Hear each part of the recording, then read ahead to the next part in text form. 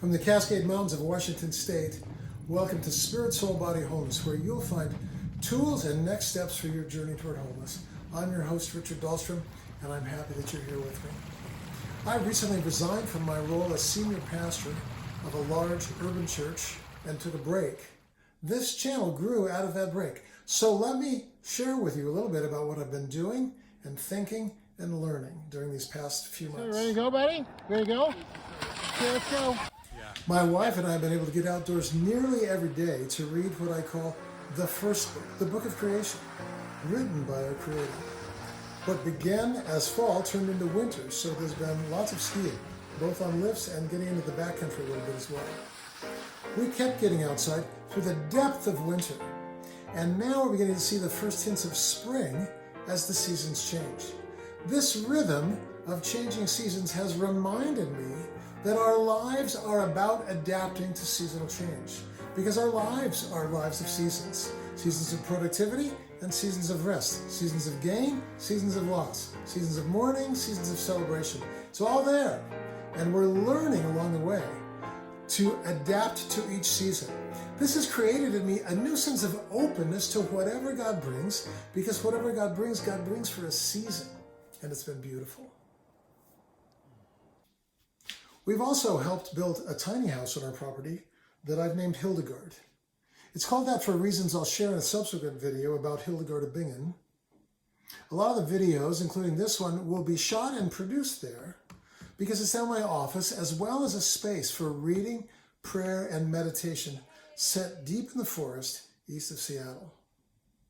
Also, I've done lots of reading, fiction and nonfiction, Catholic, Protestant, Celtic, and Eastern Orthodox authors, liberal and conservative, in genres ranging from climbing to biography, history to health, and there's been a daily dose of Bible reading as well.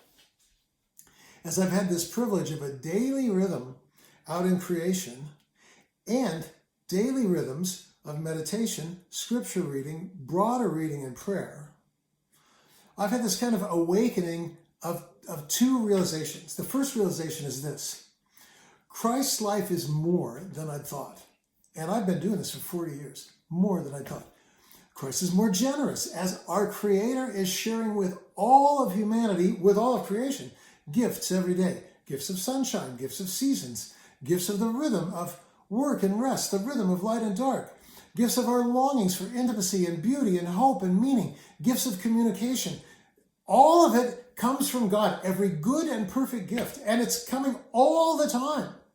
We need eyes to see. Second, Christ's life is more inclusive than I realized, as God's family extends far beyond my institutional faith constructs, far beyond my borders, shatters walls that divide between race and class and gender and political identity and national identity. Christ's life is breaking down walls and creating a vast family of sons and daughters who are united in their calling to live lives of hope and pursue shalom. It's beautiful. Christ's life is more grace-based. There's literally not a single thing you can do to diminish your Creator's infinite love for you.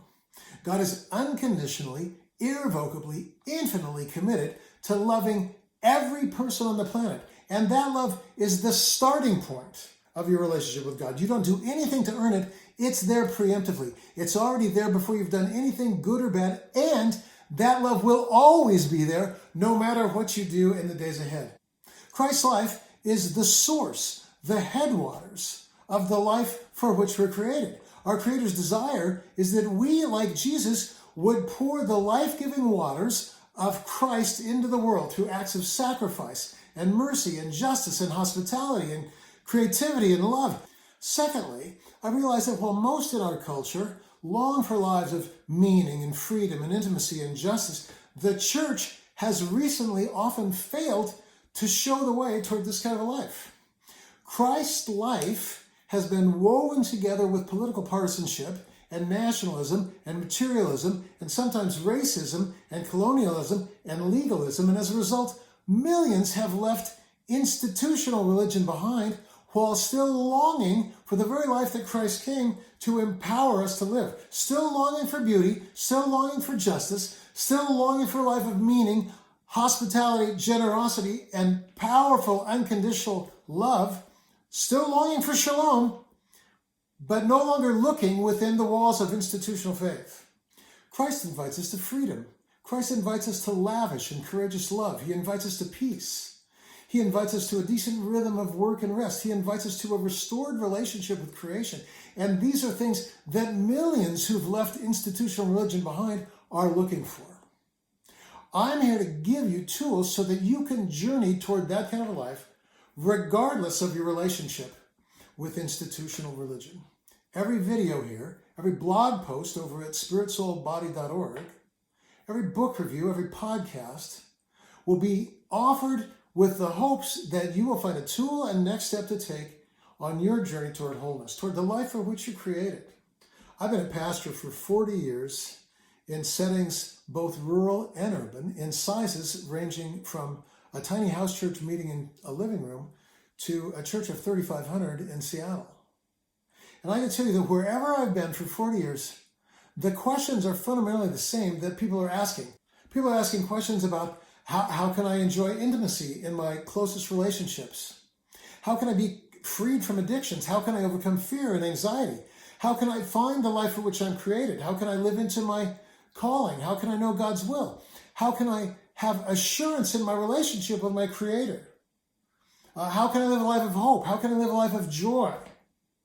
How can I align myself with the world that is here so that I'm living in alignment rather than this constant sense of dissonance? How can I overcome anxiety? How can I overcome fear? How can I overcome shame?